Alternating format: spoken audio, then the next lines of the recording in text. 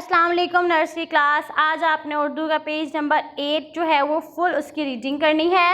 अलिफ अलमारी, अलिफ अनार, अलिफ अंडा, अलिफ अलिफ अलिफ मद आ, अलिफ वाव ओ, अलिफ छोटिए ई, अलिफ बड़िए ए, बे अलिफ बा, पे अलिफ पा, बे अलिफ बा, बे अलिफ बा, बाबा, पे अलिफ पा, पे अलिफ पा, पापा, बे अलिफ बा, जीम अलिफ जा, बाजा,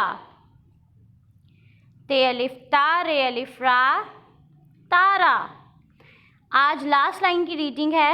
बे अलिफ बा, बे अलिफ बा, बाबा, अलिफ बे अब, अलिफ मद आ, बाबा अब आ, बाबा अब आ, बे अलिफ बा, बे अलिफ बा, बाबा, अलिफ बे अब, अलिफ मद आ, बाबा अब आ, ते अलिफ तार, रे अलिफ रा, तारा, बे अलिफ बा, जीम अलिफ जा, बाजा, लाम अलिफ ला, तारा बाजा ला, ते अलिफ ता, रे अलिफ रा, तारा, बे अलिफ बा, जीम अलिफ जा, बाजा, लाम अलिफ ला, तारा बाजा ला,